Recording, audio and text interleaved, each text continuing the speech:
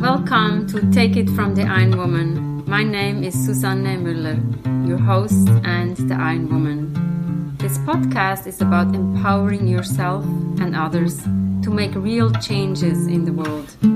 You will hear from everyday, smart, sophisticated, hip people like you and me. Not everybody has to be an Iron Woman to impress the world.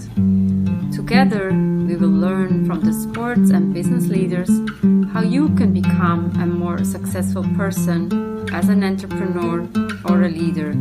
It's one step at a time, one day at a time. Take your steps now. Take your big steps now. Join me on this journey to success. Take it from the Iron Woman. We only have special guests, even in 2021. And today, finally, we make it happen. Dan in Los Angeles is with us. Dan, introduce yourself. Who is Dan who's going to join us today? First of all, thank you. Pleasure to be on your podcast. My name is Dan Turner. I'm a businessman with a storied career. I was a professional wrestler for many years. I was a journalist for a few years as well. And now I'm in the automotive industry.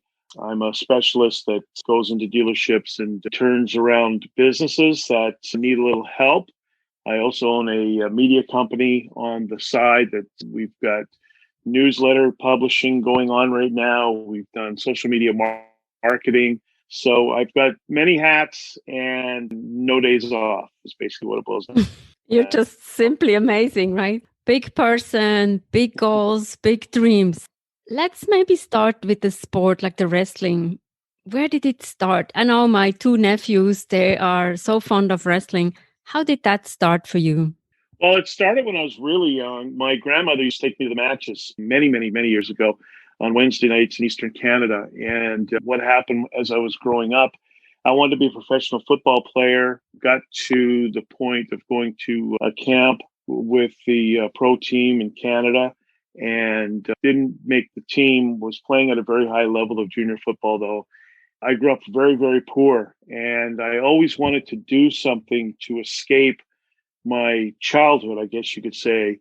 And I ended up getting a lucky break in the world of professional wrestling. I started with the AWA.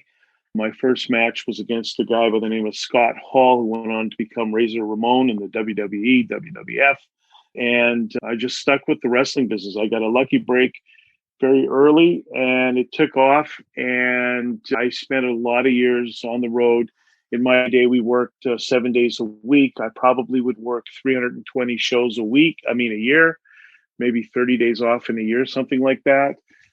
Just go and go and go. But I learned a lot about business. I worked for some great promoters in those days. I learned a lot about business. When I was wrestling, I would go to an area, for example, if I was working out of Vancouver, and I would get a radio show, I'd get a newspaper column going at the same time, because we'd stay for sometimes 4 or 5 months in an area. And I had a great name. I was on television once or twice a week, so everybody knew me. And I parlayed that into other business ventures. And no matter where I went, I tried to do that in a lot of different places. I ended up in Mexico, lived in Mexico for 3 years, and the same thing in Mexico. I ended up with a newspaper column. I ended up with a morning talk English, all because of wrestling. I did play-by-play we had the English language rights to Julio Cesar Chavez fights in Mexico. So I did the play-by-play for those in English with Don King, spent a lot of time with Don King down there, and various other promoters. I was lucky enough to be in Mexico at the right time when Mexican wrestling was just taking off on TV. Huge audiences every Friday, 22,000 people. On Sundays in Monterrey, if we had the show on Sunday night, it was in the Bull Ring. 35,000 people, 40,000 people in the Bull Ring. So massive crowds and just a whole different world as far as things go. And I'm a Canadian. I didn't even speak a lick of Spanish when I arrived in the country. I had the Berlitz Guide to Spanish. I didn't realize that tacos weren't crunchy like Taco Bell. There was so much I had to learn, and it was a real eye-opener, and off I went. So that's kind of how the wrestling came about. Yeah, tell us about the wrestling world. Like, give us some highlights. Well, I was the Canadian heavyweight champion. I was the NWA Canadian Tag-Team champion. So we lost our masks in Mexico to two legends, Atlantis and Lismark. That night, we had the streets around called Cathedral of Mexican Wrestling. If you're wrestling, there's three buildings you want: Madison Square Garden, you want to work in the Tokyo Dome, and you really want to work in Arena Mexico in Mexico City. So the night we lost our masks, huge crowd in Arena Mexico. They riot police closed down the streets all around the arena. They circled the ring with the full shields and helmets on and stuff like that. And it was monstrous. That would probably be the highlight of my career, would be those big nights in Mexico. Those make up for your early days when you're making $50 a night and you've got four guys in a hotel room and the hotel only thinks there's two, and you're splitting the matches on the floor and stuff like that. But to get to the pinnacle of what you do, is there's nothing really like it. And it's certainly memories that I'll never forget. And especially growing up, like I said, I grew up on welfare in Canada. I mean, literally with no money. I mean, we lived in a welfare house, broken windows, everybody around us doing B&Es. Could have really made some bad life decisions, but I didn't. And it ended up paying off in a huge way. And what was your name in the wrestling world? Well, in wrestling, Dirty Dan Denton, except in Mexico, was Los Animales, the animals. So really interesting in Mexico. We were at the Mexico City Zoo doing promos inside with elephants' trunks over us and things like that. And what was really amazing are the people who were wrestling fans. We had no idea. After I stopped wrestling in Mexico, I went to work at the newspaper, became a newspaper columnist. And then I was hired by CNN. I was the first reporter in Mexico with CNN. And my second day, I went to the Mexican White House, Los Pinos. And I met, when I came down the line to meet the president, Carlos Salinas, he had an aide beside him who introduced him to all the reporters. And when I got to the front of the line, he put his hand on the assistant beside him, and he said, "Welcome, Dan." So he let me know right away what was up. And what was up was he knew exactly who I was. So it was pretty interesting. I had many interesting conversations with the president. Again, I'm a poor kid from the streets, and I'm talking to one of the world leaders about things that are happening in his country and other countries, and some very candid conversations. And again, it was all, I have to attribute it back to Mexico. I mean, to wrestling. A lot of the breaks I got because I was on just once you get on TV. But also with that change comes a lot of responsibility. And I always believed in giving back. I was stabbed one night in the back on the way to the ring by a fan. I had another fan bring a gun and was arrested and taken out of the building because he wanted to shoot me. But when charities would call, I was one of the top requested people to go do charity work, and I never let them down. No matter how tired or burned out I was, I always went and did whatever I could for charities. And when I was in Mexico, I did something for orphan kids with a toy drive that at Christmas time. And it was a lot of fun. And I think we brightened up a lot of people's Christmases with the toys and stuff for the kids. So it was a really good run. I really enjoyed the wrestling business. I got hurt a lot. I had separated both my collarbones, nose broken 3 times, jaw broken 3 times. Very interesting, leg in a cast, knee drained for a number of nights. Just before you go to the ring, they stick a needle in your knee and drain.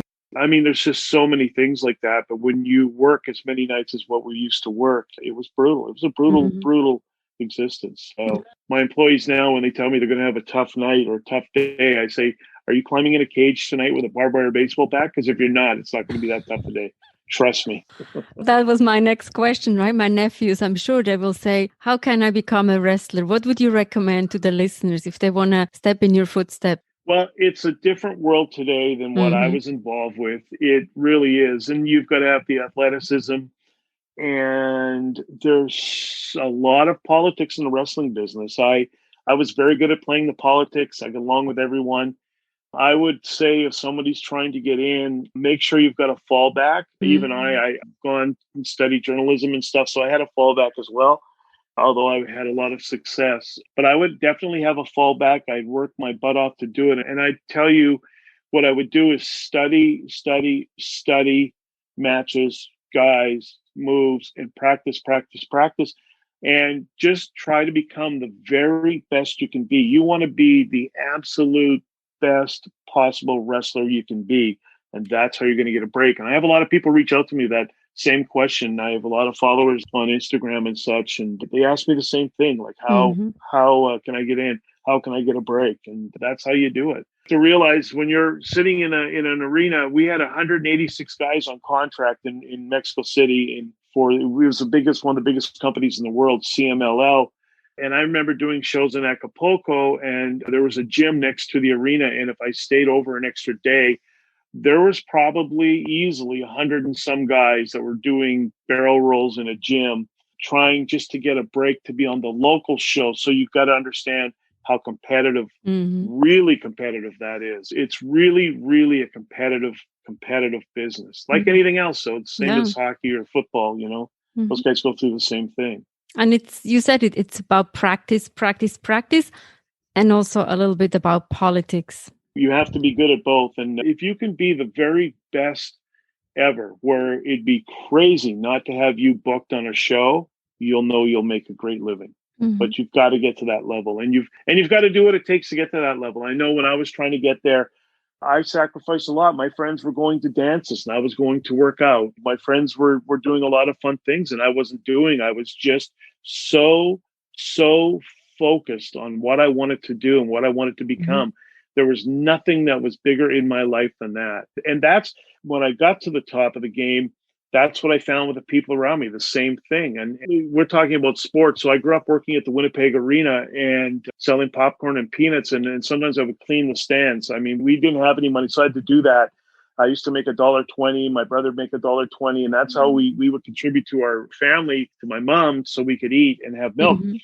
But I remember watching Wayne Gretzky stay after practice and shooting buckets and buckets and buckets of pucks when his team would come in to play the Winnipeg Jets. And this is in the WHA days when Gretzky was young. And I never forgot that. Those kind of work lessons you just don't forget. And I used to think, listen, if Gretzky can sit there and just shoot buckets of pucks at the four corners of the net, this is the level of dedication it's going to take for me to become a wrestler.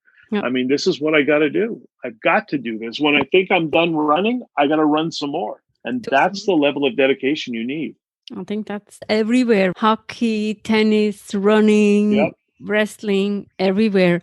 Well, you can tell people, and this is the difference. So here, and I live in Los Angeles, so I train at Gold's Gym, and I like to train, and I train at Gold's over in Venice Beach. That's probably the best gym I've ever been at anywhere in the world. And you've got Mr. Olympia athletes in there. You've got pro athletes, hockey players, football players. I met Kobe Bryant when he first moved to LA with the Lakers in there. I mean, so many great people, but these are the people you're around. And I think the difference is people dream of getting to become a pro athlete and they hear what it's going to take to get there, but they don't fully understand what it's going to take. So you can tell people, and there's something I got going on right now where it's the same thing. You can tell people, look, this is what it's going to take, but unless they execute that and unless they eat, breathe, and sleep it, they'll never achieve it. And that's really what it's about. And the other thing about that is if you're a pro, I know how to get to a training camp. I know how to get to the professional level of wrestling, right?